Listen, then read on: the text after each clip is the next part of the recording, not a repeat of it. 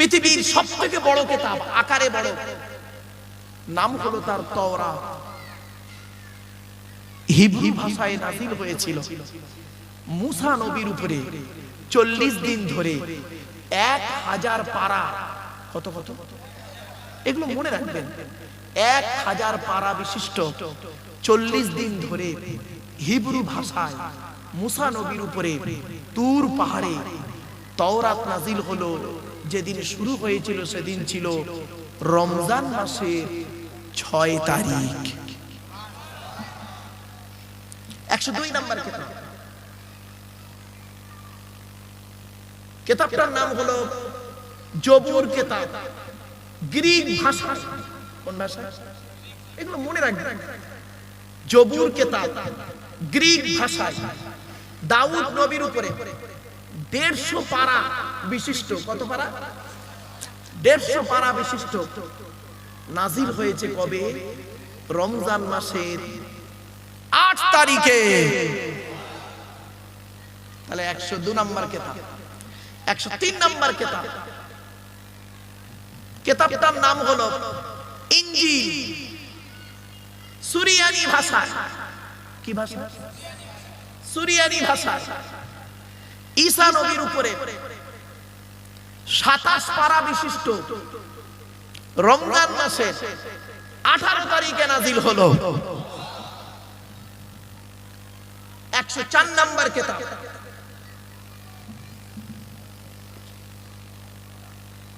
আল কোরআনুল কারীম, হযরত মুহাম্মদ সাল্লাল্লাহু আলাইহি সাল্লামের উপরে আরবি ভাষায়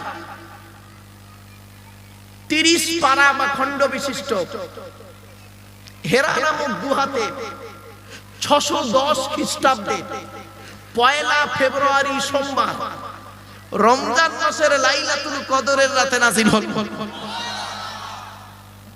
আপনি তো কোরআনের পরিচয় জানেন না। আজকে তারিখটা কত বাপ? আরে তারিখটা, আজ তারিখ কত বলুন না। ফেব্রুয়ারির 4 তারিখ কি বার? বুধবার। কত সাল? 2026। বাড়িতে গিয়ে লিখবেন, বাড়িতে গিয়ে লিখবেন 4/2/2026 বুধবার। নিচেই লিখবেন 1 মানে 1 ফেব্রুয়ারি 1/2/610 সোমবার। মাইনাস প্লাস করবেন, কতদিন আগে কোরআন নাযিল হয়েছে পেয়ে যাবেন বাবা। এজন্য আমি বলেছিলাম আলেমের ওয়াজ শুনবেন বাপ, লেখাপড়া করা আলেম। ছোট্ট একটা উদাহরণ দিয়ে আপনাদের রাগ করবেন না কেউ। প্রাইমারি স্কুলের একজন টিচার ক্লাস 1-এ গিয়ে একটা ক্লাস করেন 40 মিনিট। মাসের শেষে তার মাইনে হলো 40,000 টাকা। ক্যালকাটা ইউনিভার্সিটির একজন লেকচারার এমএ সেকেন্ড ইয়ারে গিয়ে একটা ক্লাস করেন 40 মিনিট। মাসের শেষে তার মাইনে হলো 1.5 লক্ষ টাকা। কেন এত ডিফারেন্স? বাড়ি থেকে ভাববেন। সব জায়গায় যদি পরিশ্রম করলে সফলতা আসতো, তাহলে বনের রাজা গাধাই হতো, সিংহ হতো না। বনের রাজাকে যারা বলুন, গাধা 16 ঘন্টা খাটে আর সিংহ 16 ঘন্টা ঘুমায়। সব জায়গায় যদি পরিশ্রম করলে সফলতা আসতো, তাহলে বনের রাজা গাধাই হতো। ছোট্ট একটা উদাহরণ দিচ্ছি, দেখি উত্তরটা দেন তো দেখি। আপনাদের কাছ থেকে উত্তরটা নেব আমি। একদিন আমি স্টুডেন্টদেরকে এই প্রশ্নটা করেছিলাম। বলুন দেখি, একটা প্রশ্ন করছি, সে প্রশ্নটা আপনাদেরকেও করছি, আপনারা নিজের থেকে উত্তরটা দেন। তিন বন্ধু বসে আলোচনা করছে, কি করি বলতো, ব্যবসা ট্যাবসা হচ্ছে না, তা কি করে সংসার চলবে, চল। তিনজনে মিলে একটা পেট্রোল পাম্প করেছে। কি করেছে? কি পেট্রোল পাম্প করেছে, দোতলা। কোথায়? দোতলা। পেট্রোল পাম্পটা কোথায় করেছে? দোতলা। 6 মাস হয়ে গেছে, 1 লিটার তেলও বিক্রি হয়নি। স্বাভাবিক। 6 মাস পরে 3 বন্ধু আবার মিটিং এ বসছে, বসে বলছে এ তেলের ব্যবসা খারাপ, এতে প্রচুর লস, এই ব্যবসা বন্ধ কর। তা কি করব? চল তেলের পেট্রোল পাম্প বাদ দিয়ে হোটেল, রেস্টুরেন্ট। তা পেট্রোল পাম্প বন্ধ করে দিয়ে হোটেল করেছে। 6 মাস হয়ে গেল, একটাও খরিদ্দার আসলো না। কেন বলুন? এতগুলো শ্রোতা বসে আছেন, উত্তরটা দেন। আর রেস্টুরেন্ট তো দোতলায় করেছে, অসুবিধা কি আছে? বলুন বলুন। প্রশ্ন আবার করবো? হ্যাঁ, ভালো করে বুঝে নিন, শিখে নিন। ওয়াজটা হচ্ছে বোঝার জিনিস। বুঝে বুঝে এই শুনে, ওয়াজ কি জিনিস জানেন? শুনে বুঝে প্র্যাকটিক্যাল করার নাম ওয়াজ। আবার বলছি, 3 বন্ধু যুক্তি করে পেট্রোল পাম্প করেছে দোতলা। 6 মাসে 1 লিটার তেলও বিক্রি হয়নি। 3 বন্ধু আবার ওই পেট্রোল পাম্প বন্ধ করে দিয়ে রেস্টুরেন্ট করেছে, হোটেল করেছে। 6 মাস হয়ে গেল, একটাও খরিদ্দার এলো না। কেন?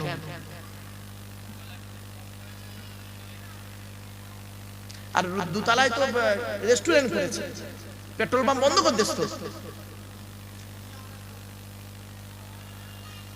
বুঝতে পারেন না বাবা? মাস্টার ডিগ্রি ছেলেরা বলতে গিয়ে হেঁপিয়ে গেছে। দেখি উত্তরটা দিয়ে দেবো, এত সময় দাঁড়িয়ে উত্তরটা দেবো। হ্যাঁ, এই দেখেন। আচ্ছা, পেট্রোল পাম্পটা করেছে কোথায়?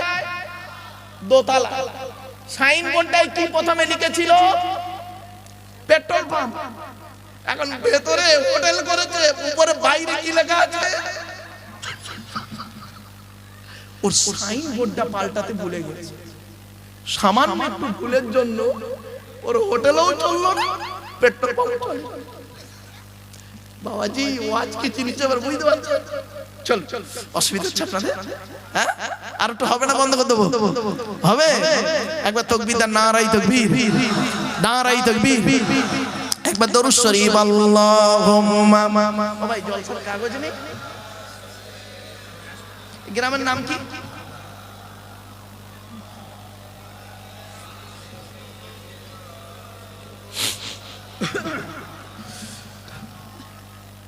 কি গ্রামের নাম? খাড়ুবালা, হাফিজিয়া মাদ্রাসা।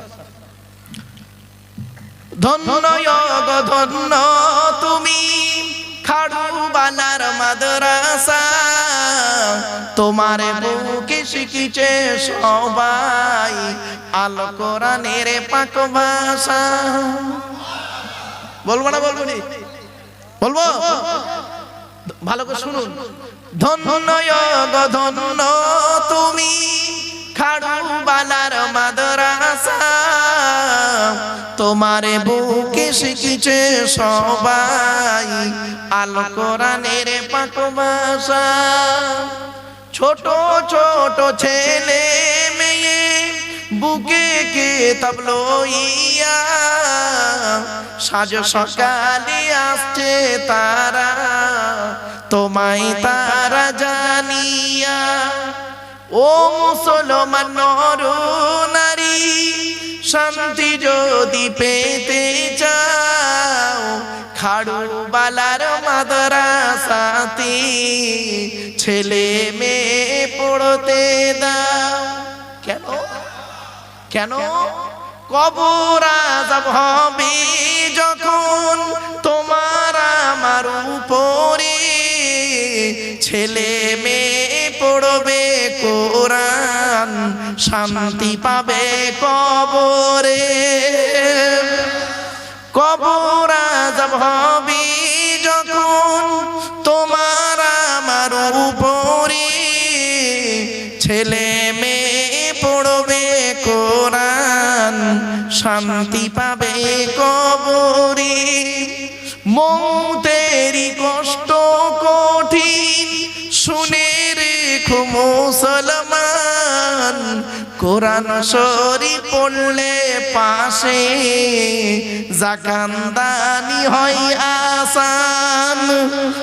ধন্য গো ধন্য তুমি খাড়ুবালার মাদ্রাসা, তোমারে বুকে শিখেছে সবাই আলো কোরআনের পাক ভাষা। ছোট ছোট ছেলে মেয়ে বুকে কিতাব লইয়া সাজ সকালে আসছে তারা, তোমায় তারা জানিয়া। ও মুসলমান নর নারী শান্তি যদি পেতে চাও, খাড়ুবালার মাদ্রাসাতে ছেলে মেয়ে পড়তে দাও। কেন? কবর আযাব হবে যখন তোমার আমার উপরে, ছেলে মেয়ে পড়বে কোরআন শান্তি পাবে কবরে। মৌতেরি কষ্ট কঠিন শুনে রেখো মুসলমান, কোরআন শরীফ পড়লে পাশে জাকান্দানি হই আসান। খাড়ুবালার বাসিন্দারা জানাই তোমাদের সালাম, তোমাদেরই অর্থ দানে তৈরি যেই প্রতিষ্ঠান। ঠিক না বেটি? খাড়ুবালার বাসিন্দারা জানাই তোমাদের সালাম, তোমাদেরই অর্থ দানে তৈরি যেই প্রতিষ্ঠান। ব্যবসায়ীদের জানাই আরো হাজার হাজার সালাম, চাষবাসে চাকুরি ব্যবসায় করেন খোদা লাভবান। অবশেষে জানাই আমি শোনো যত শ্রোতাগণ, খাড়ুবালার ফুলের বাগান করোনা যে বিরান। ধন্য গো ধন্য তুমি খাড়ুবালার মাদ্রাসা, তোমারে বুকে শিখেছে সবাই আলো কোরআনের পাক ভাষা। আমার বাপেরা দুই চার লাইন বলে দিলাম, একটু অসুবিধা হলো? হ্যাঁ, একবার তাকবীর, নারায়ে তাকবীর, নারায়ে তাকবীর। সিলসিলা হক মুজাদ্দিদুজ জামান, নারায়ে তাকবীর। একবার দরুদ শরীফ, আল্লাহুম্মা সাল্লি আলা।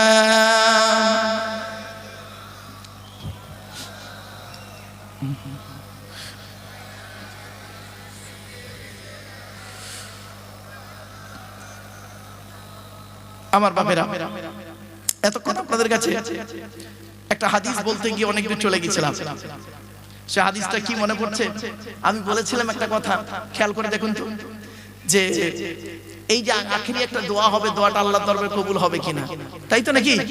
এখান থেকে এত দূর চলে গিয়েছিলাম, আবার ব্যাকে এলাম। চলো, আল্লাহর নবী বলেন, আমি বলি নাই, রাসূলুল্লাহর হাদিস, ইন্না দুআ মাওকুফুম বাইনাস সামাই ওয়াল আরদি লা ইয়াসআদু মিনহু শাইউন হাত্তা তুসাল্লি আলা নবিকা। আল্লাহর নবী বলেন, নিশ্চয়ই দোয়া অবস্থান করে আসমান আর জমিনের মধ্যবর্তী জায়গায়। ওই দোয়াকে উপরেও নিয়ে যেতে পারে না, নিচেও নামাতেও পারে না। হাত্তা তুসাল্লি আলা নবিকা, যতক্ষণ পর্যন্ত তোমরা নবীর উপরে দরুদ পাঠ না করে দোয়া চাও, অর্থাৎ নবীর উপরে দরুদ পড়ে দোয়া চাইলে ওই দোয়া আল্লাহর দরবারে কবুল হয়ে যায়। আরেকটা হাদিস। আচ্ছা বাপেরা, আমরা সবাই জান্নাতের আশা করি তো? বলুন না, জান্নাতের আশা করি না? জান্নাত কার আশা করে? হয়ে গেল, হয়ে গেল। আমরা তো জান্নাতের আশা করি, জান্নাত কার আশা করে? আপনি আল্লাহকে ভালোবাসুন, আল্লাহ কি আপনাকে ভালোবাসে ওইটা খবর রাখুন। আপনি নবীকে ভালোবাসেন, নবীকে আপনাকে ভালোবাসে ওইটা খবর রাখুন। আমি যে আমার ওয়াজ শুনতে গেলে বলেছিলাম একটু ব্রেন লাগবে। চলো, আল্লাহর নবী একদিন সাহাবীদেরকে বললেন, তোমরা জান্নাতের আশা করো? সাহাবীরা বললেন, ইয়া রাসূলুল্লাহ, জান্নাতের আশা তো প্রত্যেকেই করে। নবীজি পট করে বললেন, জান্নাত কার আশা করে? সাহাবীরা পুরো চুপ। সাহাবীরা বললেন, জান্নাত আবার আশা করে? আচ্ছা, হ্যাঁ। আল্লাহর নবী বলে, হাদিসটা শুনে যান। আল্লাহর নবী বলেন, জান্নাত পৃথিবীর জমিনে 5 শ্রেণীর লোকের জন্য আশা করে। কয় শ্রেণীর লোক? এই 5 শ্রেণীর মধ্যে আমরা আছি কি একবার দেখে নিই। আল্লাহর হাদিসটা, নবীর হাদিসটা শুনুন। ইন্নাল জান্নাতা তাশতাকু ইলা খামসাতি নাফার। জান্নাত 5 শ্রেণীর মানুষের জন্য আশা করে। 1 নাম্বার হলো তাদিয়াল কোরআন, প্রতিদিন কোরআন তেলাওয়াতকারী আমলকারীর জন্য জান্নাত আশা করে। এজন্য বাবাজিদের বলে যাচ্ছি, বাপ রাতের বেলা যখন ঘুমাবেন ওযু করে ঘুমাবেন, কোরআনের কিছু আয়াত তেলাওয়াত করে ঘুমাবেন। ছোট্ট একটা হাদিস, তার ব্যাখ্যাটাও বলে দিচ্ছি। আল্লাহর নবীর কাছে আরবের মানুষেরা প্রশ্ন করল, হে মুহাম্মদ সাল্লাল্লাহু আলাইহি ওয়াসাল্লাম, তোমার আল্লাহর পরিচয় কি? আল্লাহ নিজেই বললেন, নবী তুমি বলে দাও। কুল, নবী তুমি বলো, হুয়াল্লাহু আহাদ, সে আল্লাহ হলেন একক। আল্লাহুস সামাদ, আল্লাহ হলেন অমুখপেক্ষী। আল্লাহ কারোর মুখপেক্ষী নন, সারা পৃথিবী তার মুখপেক্ষী। 3 নাম্বার হলো লাম ইয়ালিদ ওয়া লাম ইউলাদ, আল্লাহ কাউকে জন্ম দেয়নি, আল্লাহ কেউ জন্ম দেয়নি। 4 নাম্বার হলো ওয়া লাম ইয়াকুল্লাহু কুফুয়ান আহাদ, আল্লাহর সমকক্ষ কেউই নেই। আচ্ছা বাবা, এই সূরাটা আপনাদের অনেকের মুখস্থ নেই। আবার পড়লাম কি করতে? 4টে কারণে পড়লাম, শুনে নিন। 1 নাম্বার হলো এই সূরাটাই হলো আল্লাহর পরিচয়। গোটা কোরআনের ভিতরে আল্লাহর পরিচয় হলো মাত্র এই 4টে জিনিস। শুনে নিন, আল্লাহর পরিচয় হলো 4টে, নবীদের পরিচয় হলো 3টে, আর আমাদের পরিচয় হলো মাত্র 2টো। আল্লাহ বলছে আমার পরিচয় 4টে, আমার নবীদের পরিচয় 3টে, আর তোদের পরিচয় মাত্র 2টো। 2টোই তো পারিসনি। জান্নাতুল ফেরদাউসের আশা করে উনি বসে আছেন। আল্লাহ বলে তোদের 2টো পরিচয় তাও পারিসনি। চলো না গিয়ে যাই। 1 নাম্বার রাসূল বললেন, শুনে রেখে দিন। 1 নাম্বার হলো এই সূরাটি যে আল্লাহর পরিচয় সেটা জানিয়ে দিলাম। 2 নাম্বার হলো এই সূরাটি আরবি ভাষায় বাংলায় ট্রান্সলেট করে বলে দিলাম। 3 নাম্বার হলো এই সূরাটির মধ্যে 4টে ধর্ম বেরিয়েছে, ইসলাম, ইহুদি, খ্রিস্টান, মুশরিক, 4টে ধর্ম বেরিয়েছে। 4 নাম্বার হলো আল্লাহর নবী বলেছেন, কোন ব্যক্তি যদি 3 বার কুল হুয়াল্লাহ সূরা যদি পাঠ করে, 1 খতম কোরআন শরীফ পড়ার সওয়াব আল্লাহ লিখে দেবে। বাপেরা রাতের বেলা যখন ঘুমাবেন, কুল হুয়াল্লাহ সূরা 3 বার পড়ে ঘুমাবেন। কুল আউযু বিরাব্বিল ফালাক, কুল আউযু বিরাব্বিন নাস 1 বার করে পড়ে ঘুমাবেন।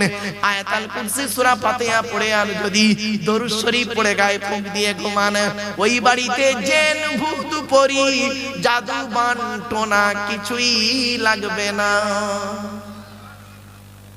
আমার বাবাজিরা ইসলাম শেখাতে চায়, আপনারা শুধু শুনতে চান, ঠিক না? ইসলাম শেখাতে চায়, আপনারা শুনতে ভালোবাসেন, আপনারা শিখতে ভালোবাসেন না। রাগ করবেন না। চলুন এগিয়ে যাচ্ছি, একটা একটা করে প্রমাণ দিয়ে দিচ্ছি। আল্লাহর নবী একদিন ফজরের নামাজের পরে দাঁড়িয়ে আছেন। একজন সাহাবী বললেন, ইয়া রাসূলুল্লাহ, আমি কোরআনকে অত্যন্ত ভালোবাসি। আল্লাহর নবী বললেন, আলহামদুলিল্লাহ। রাসূল বললেন, কি জানতে চাইছো বলো? বলে, ইয়া রাসূলুল্লাহ, কোরআনের ভিতর থেকে একটা সূরাকে আমি অত্যন্ত বেশি ভালোবাসি। গোটা কোরআনের থেকে ওই সূরাটার মতো বেশি ভালোবাসার কোন সূরাকে বাসি না। আল্লাহর নবী বললেন, সূরাটির নাম কি বলো?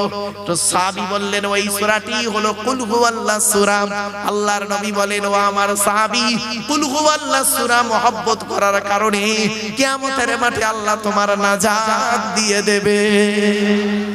এই জন্য আপনাদেরকে বলে গেলাম, নবী বললেন ইন্নাল জান্নাতা তাশতাকু ইলা খামসাতি নাফারু, জান্নাত 5 শ্রেণীর মানুষের জন্য আশা করে।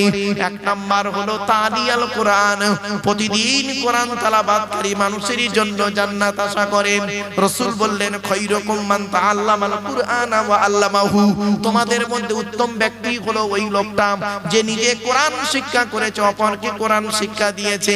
রাসূলের আরো একটা হাদিস বলে যাচ্ছি, মান ক্বারা আল কুরআনা হরফান ফালাহু আশরু হাসানা, যে ব্যক্তি কোরআন থেকে একটা অক্ষর পড়বে নামায় আমল নামায় আল্লাহ তার 10টা নেকি লিখে দেবে। এখন কোরআনে কটা অক্ষর আছে? এখন কোরআনের পরিচয় আপনাদের দিয়ে দিই, শুনে নিন। এই কোরআন আল্লাহর তরফ থেকে জিবরাইলের মাধ্যমে হযরত মুহাম্মদ সাল্লাল্লাহু আলাইহি ওয়াসাল্লামের উপরে আরবের মক্কা নগরের নিকটবর্তী একটি গুহাটির নাম হলো হেরা। হেরা নামক গুহাতে 610 খ্রিস্টাব্দে 1 ফেব্রুয়ারি সোমবার কোরআনের প্রথম আয়াত নাজিল হলো, ইকরা রিড, পড়ো পড়ো পড়ো। এই কোরআনের ভিতরে কি আছে? 30টা পারা, 540টা রুকু, 114টা সূরা, 14 থেকে 15 খানা সাজদা, 7টা মানজিল, 8 থেকে 12 খানা সাক্তা, 6666টা আয়াত, কেউ বলেছেন 6236টা আয়াত, 3,23,215টা অক্ষর। এই কোরআন 22 বছর 9 মাস 14 দিন, কম বেশি 23 বছর ধরে কোন ঘটনাকে কেন্দ্র করে, কোন ব্যক্তিকে কেন্দ্র করে, কোন বস্তুকে কেন্দ্র করে, কোন জায়গাকে কেন্দ্র করে কোরআনের আয়াতগুলো নাজিল হয়েছে। 6000 আয়াত নাজিল হয়েছে, 12,000 জায়গায় নাজিল হয়েছে। কটা জায়গার নাম জানেন? শুধু মক্কা আর মদিনাই তো জানেন। ওই সূরার প্রথমে লেখা আছে সূরাতুল বাকারা মাদানিয়া, ওইটুকুই জানেন। 12,000 জায়গায় নাজিল হয়েছে এই কোরআনের আয়াতগুলো। একটা বলবো, একটা বলি, বলবো কি বলুন? এই দেখেন, আল্লাহর নবী একদিন মসজিদে নববীতে বসে আছেন। আল্লাহর নবীর ডান দিকে বসেছিলেন হযরত আবু বকর সিদ্দিক রাদিয়াল্লাহু তাআলা আনহু, নবীর বাম দিকে বসতেন হযরত ওমর ফারুক রাদিয়াল্লাহু তাআলা আনহু।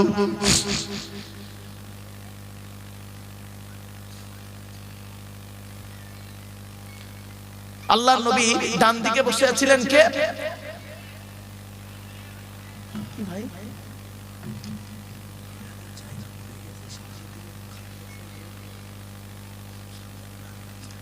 ও মা বোনেরা, আপনাদের জায়গা অত্যাধিক হয়ে গেছে, মানে মা বোনেরা প্রচুর এসেছেন। আমি আজকে মা বোনদের সম্পর্কে কিছু আলোচনা রাখবো ইনশাআল্লাহ।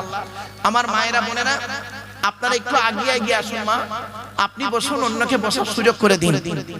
এজন্য আপনাদেরকে আমি অনুরোধ করছি, মায়েরা বোনেরা আপনারা একটু আগিয়ে এগিয়ে আসুন, পেছনে মায়েদেরকে বোনেদেরকে বসার সুযোগ করে দিন।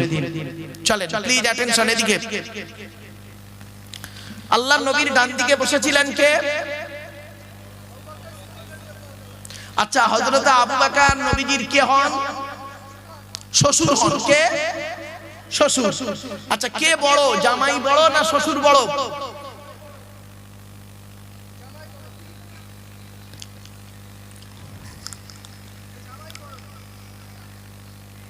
ঠিকই বলেছো বেচারা। সম্মানের দিক থেকে নবী বড়, জামাই বড়। বয়সের দিক থেকে, দিন রাত্রির গণনার দিক থেকে, এই দিন রাত্রি, পৃথিবীর দিন রাত্রির গণনাতে নবীজি বড় আবু বকরের থেকে। কদিনের বড় শুনে নিন, 2 বছর 2 মাস 10 দিন। কত কত কত, এগুলো মনে রাখবেন। আবু বকরের থেকে নবীজি 2 বছর 2 মাস 10 দিনের বড়। যাই হোক, তো হযরত আবু বকর সিদ্দিক রাদিয়াল্লাহু তাআলা আনহু বসে আছেন ডান দিকে। তৎকালীন যুগের মদিনার সবথেকে ধনী লোক, লোকটার নাম কি? হযরতে আমর জামুহ রাদিয়াল্লাহু তাআলা আনহু। কি বললাম বাবা? আমর জামুহ রাদিয়াল্লাহু তাআলা আনহু। উনি উহুদের যুদ্ধে শহীদ হয়েছিলেন। ওনার শহীদ হওয়ার 35 বছর পরে ওনার লাশ মুবারক যখন তোলা হচ্ছে, এই কপালে তীর লেগে উনি শহীদ হয়েছিলেন। তো যেদিন ওনার লাশ তোলা হচ্ছিল, সেই দিন সেই কপাল থেকে টাটকা তাজা রক্ত 35 বছর পরেও বেরিয়ে যাচ্ছে। মনে রাখবেন, কয়েকটা দেহ মাটি খেতে পারে না, পচে না মাটিতে। শুনে রাখবেন, কয়েকটা দেহ মাটিতে পচে না, টাটকা থাকে। ওই দেহগুলোর মধ্যে আমাদের একটু দেহ হয় কি দেখুন। এক নাম্বার, নবীদের দেহ মোবারক মাটি খেতে পারে না, এখানে কেউ নবী নেই, এক নাম্বারটা বাদ। দু নাম্বার, শহীদদের দেহ মোবারক মাটি খেতে পারে না, টাটকা থাকে, জোরে বলুন। তিন নাম্বার, মোকাম্মাল কোরআনী হাফেজের দেহ, কি বললাম বাবা, মোকাম্মাল কোরআনী হাফেজের দেহ মাটি খেতে পারে না, টাটকা থাকে। এজন্য ছেলেকে কোরআনে হাফেজ করান, ছেলেকে কোরআনে হাফেজ করান। আপনি কি জানেন হাফেজের গুরুত্ব কি? আপনাদের ধারণা হয় হাফেজ হয়ে কি করবে? তবে আমি অনুরোধ করবো যারা হাফেজ সাহেব হচ্ছ, বাবা তোমরা অন্তত হাফেজ হয়ে খারিজি পড়াশোনা করো, কোরআনটা আরবি ভাষায়, তোমার মাতৃভাষা যেন বুঝতে পারো কোরআন, তাহলে দেখবে জীবনটা ধন্য। আর হাফেজ হয়ে অন্য কাজে গিয়ে ইয়াদ ভুলে যাব না। কঠিন শাস্তি হবে হাফেজ সাহেবদেরকে কিয়ামতের মাঠে, কঠিন শাস্তি। রাসূলুল্লাহ বলেছেন কঠিন শাস্তি দেওয়া হবে হাফেজ সাহেবদেরকে। ওই হাফেজদেরকে কঠিন শাস্তি দেওয়া হবে যারা কোরআন ইয়াদ করে ভুলে গেছে। কোরআন ইয়াদ করে কি হয়েছে? ভুলে গেছে। এত সহজ ভাবলেন? এ কোরআন পৃথিবীর বস্তুর উপর আল্লাহ দিতে চেয়েছিলেন। পৃথিবীর কোন বস্তু কেউ নেয়নি, পাহাড় পর্বত নদ নদী, এ কোরআন কেউ অ্যাকসেপ্ট করেনি, এর ভার নিতে পারেনি। লাউ আনজালনা হাযাল কুরআনা আলা জাবালিন লারাইতাহু খাশিআম মুতাসাদ্দিয়াম মিন খাশিয়াতিল্লাহ। কোরআনের আয়াত তো এই কোরআনকে যদি আমি পাহাড়ের উপর অবতীর্ণ করতাম, পাহাড় চূর্ণ বিচূর্ণ হয়ে যেত। কিন্তু আমি এই কোরআনকে মানুষের উপর অবতীর্ণ করেছি। মুহাম্মদ সাল্লাল্লাহু আলাইহি সাল্লামের উপরে কোরআন অবতীর্ণ হয়েছে।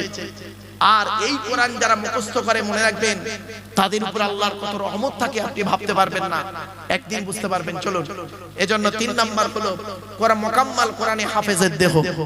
বারে বারে কিন্তু শব্দটা দুবার বলেছি, মুকাম্মাল কোরআনে হাফেজের দেহ। ওই হাফেজ সাহেবের কথা বলিনি, হাফেজ সাহেব হয়ে মসজিদে ইমামতি করছে আর পাশের বাড়ির মেয়েটার প্রেগন্যান্ট করে দিল, ওই ছেঁচড়াটার কথা বলিনি আমি আগেই বলে দিয়েছি, 2 ঠোঁটের মাঝখানে 2 রানের বীজখানে। মনে পড়ছে মার?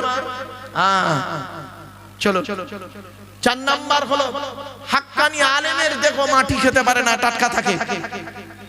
5 নাম্বার হলো মুয়াজ্জিনের দেহ, 12 বছর যদি কেউ নিঃস্বার্থভাবে আযান দেয়, ওই দেহ মাটি খেতে পারে না, টাটকা থাকে। 6 নাম্বার হলো হালাল খানেওয়ালা মানুষের দেহ, হালাল খানেওয়ালা মানুষের দেহ মাটি খেতে পারে না, টাটকা থাকে। এজন্য মা বোন বাবাজি যুবক ভাইদের বলে যাচ্ছি, হারামের বিরিয়ানি ভাতের থেকে হালালের ডাল ভাতটাই ভালো। হারামের বিরিয়ানি ভাতের থেকে হালালের ডাল ভাতটাই ভালো। অনুরোধ করে বলে যাচ্ছি, হালাল খাবার খান। হালাল খাবার খেয়ে আপনি 2 রাকাত নামাজ পড়বেন, কবুল হয়ে যাবে। আর হারাম খাবার খেয়ে ওমরা করবেন, 10-12 হজ করবেন, ও হজ কবুল হবে না।